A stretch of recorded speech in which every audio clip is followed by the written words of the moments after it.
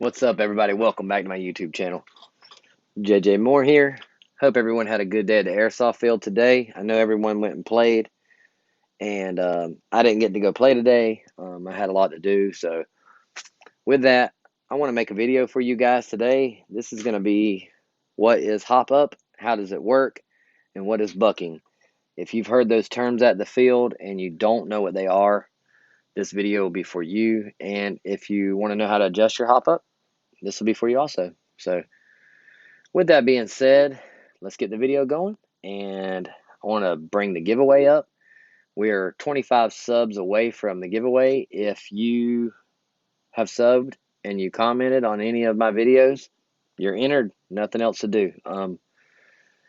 Hopefully you'll win. If you don't win, don't get mad and leave the channel. I'm always going to be doing giveaways. I'm already planning the next giveaway, and in a couple weeks, I'm actually going to be doing a giveaway, and I'm going to randomly just pick someone and give it away. So you got to be subbed to do it, and if you leave the channel, you don't have a chance to win the next one. So with that being said, let's get the video going. What is hop up? So today, I'm going to show you a stock hop up unit, just plastic, ARP9, G&G Firehawk hop up unit. They do the same exact thing as a max hop up unit. This is a max hop up unit, and I'm going to show you how it works. Without tearing it all apart, I just want to show you guys basically how it works. A bucking is basically the air seal. This is the air seal. It goes inside of here. When you take the hop up unit apart, you just slide this brass ring off. Slide that O-ring off. And you pull slightly. Make sure that you have it turned down to 0 hop when you do this. You don't want to have the nubbing pushing against that bucking. It'll tear it. So make sure you're at 0 hop when you do it. You kind of work it out of there. Here, I'll just show you real quick. No biggie. And let me see. Yes, see, I had hop set. So any hop set on it at all, and it will not want to come out.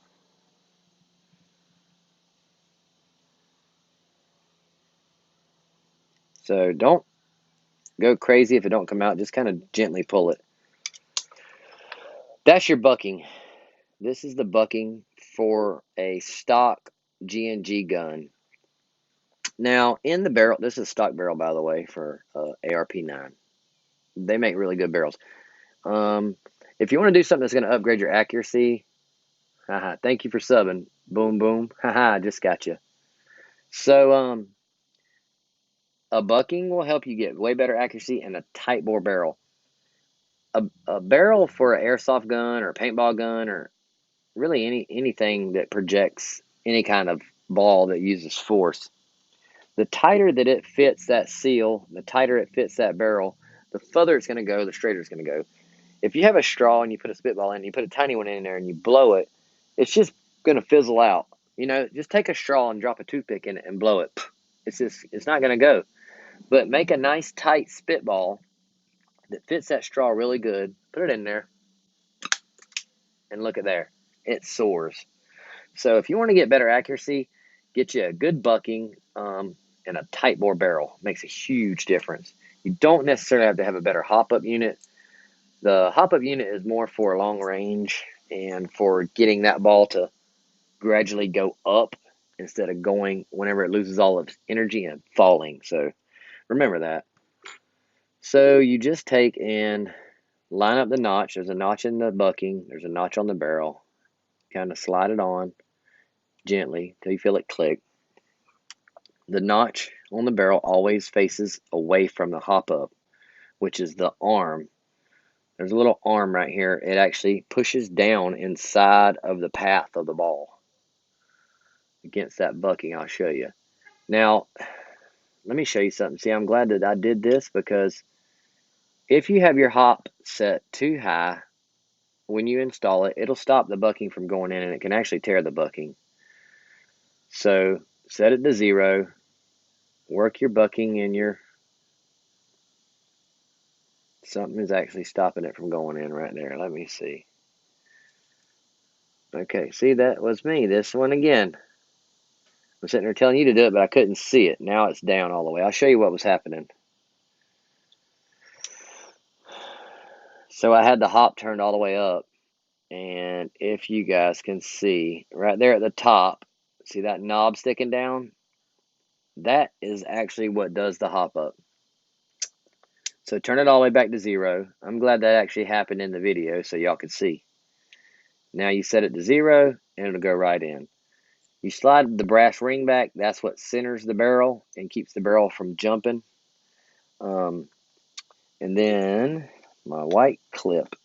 Nice. White clip only goes one way. No big deal. Take it, snap it in there. Make sure it's all the way in. That hop up's ready to go. Excuse me. Whenever you slap your mag into your gun, this is what happens. It goes into the top of the mag. There's a little lever right there. It's going to be hard to see because it's a little dark. But it's tapered. The hop up's tapered and it pushes. Let me wind it for you here. Let me wind the mag first. Good thing my videos are real. Might as well just do them live, huh? Because, boy, if it happens to me. There you go. Ready to go. Now, this will be covered by the nozzle, so that'll give you an idea of what happens when you drop your hop-up down in the gun. Or you drop your mag into the hop-up. So the hop-up's tapered. Now, a max hop-up has this little catch. It holds your BBs. So that'll give you an idea of what the difference in a max hop-up is and a stock hop-up. The stock hop-up does not hold your BBs. When you pull your mag out, you'll see the BBs go all over the floor. Anyways, so now on my upper camera, let me make sure it's video, and this is what I got problems with the last 3 times. We good. Here is how the hop-up actually works.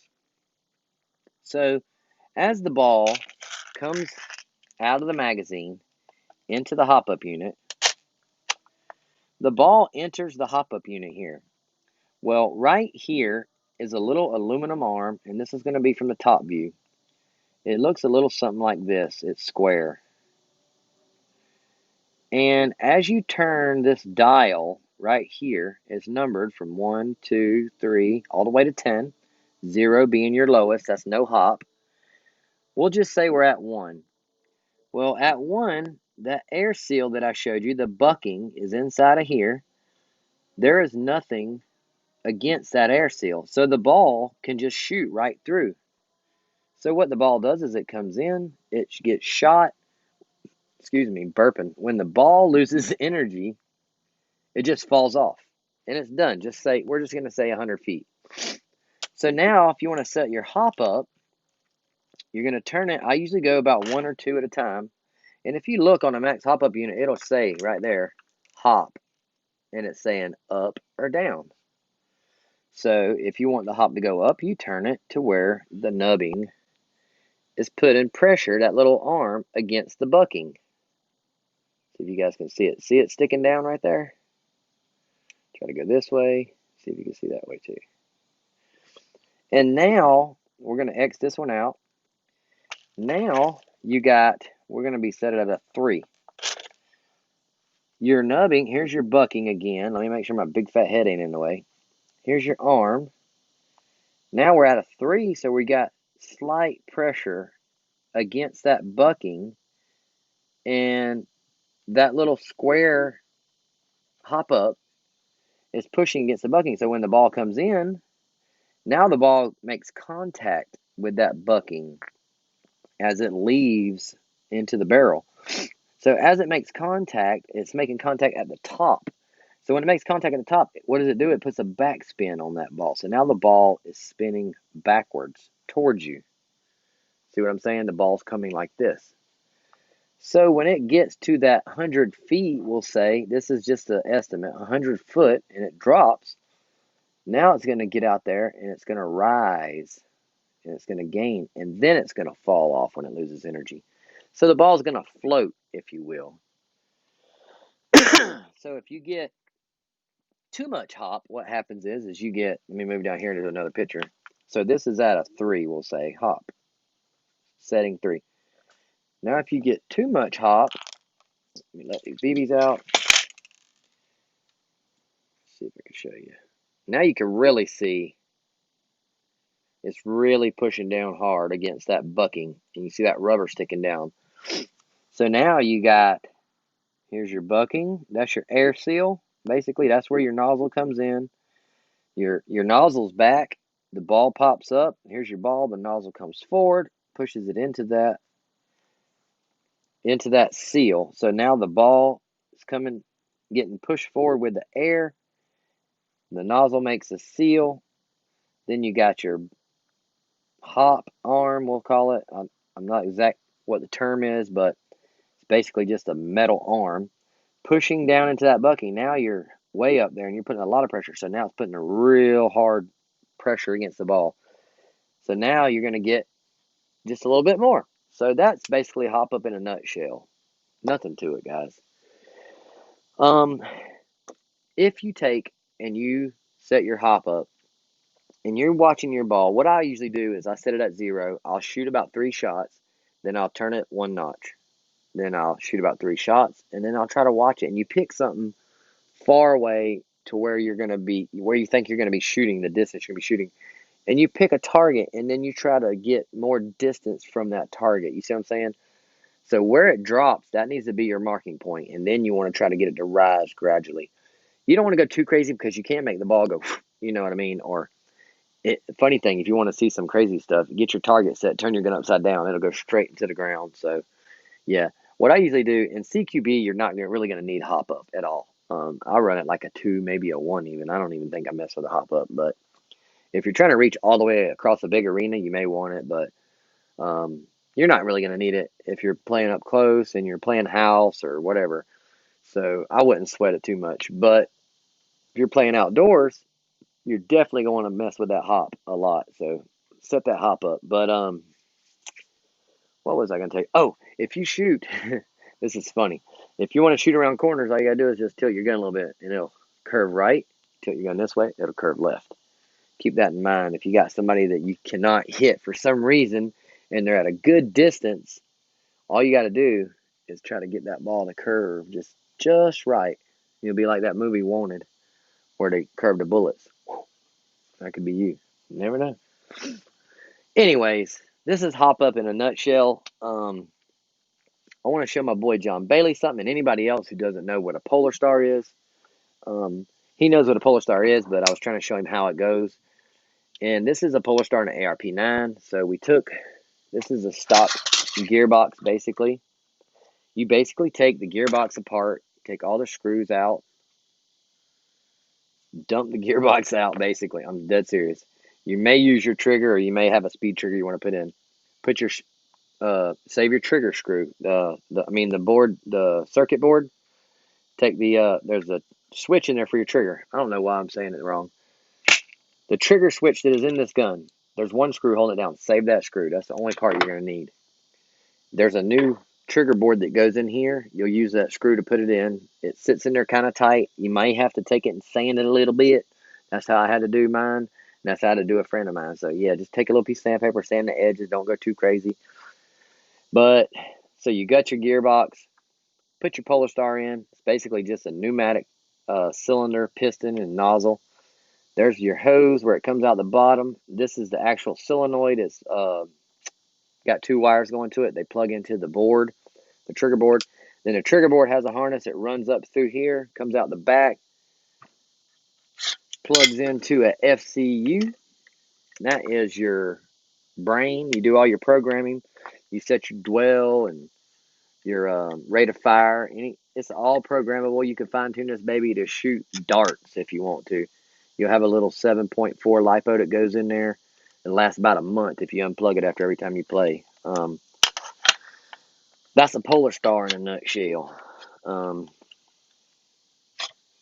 than that, guys, when you buy a Polar Star jack, it's not going to come with a battery. You're going to need that. It's about $12, and you're going to need this fitting to plug in your line. And you're definitely going to need a tank and a reg. You're going to want to reg it at about 120, depending on what your field speed is, and set your rate of fire at about 30. Set your dwell at about 14, and you're probably going to get the best that you got right there. Other than that, it won't be long. We'll be doing this giveaway, guys. If we hit 1K tomorrow, I will do the giveaway tomorrow, and I will shoot a video, and I will announce the winner. If we hit it Tuesday, I'll do it Tuesday. So as soon as we hit 1K, I got you. No worries. Somebody's going to win it. So congrats to the winner that's coming up. I know it's going to be somebody that's going to be happy. If you haven't subscribed to my channel, subscribe. I don't know. Try to say that 20 times fast. Subscribe. Yeah, that's hard. Anyways, go ahead and subscribe now. If this video was helpful in any way about the hop-up unit, how to adjust it, how to not adjust it, whatever, give it a like. If you don't like it, give it a down. If I'm just crazy and y'all don't like me, give it a down. Tell me I'm stupid, whatever. I don't even care because I'm going to keep making videos. It's my channel. Just messing. To all my subscribers, thank you so much. Welcome to the family. And if you ever need me, all you got to do is message me, and I'm right there, one click away. With that being said, I hate to say it, but I have to go. It's getting dark here in Florida, and the mosquitoes are tearing me up. And I think I seen an alligator.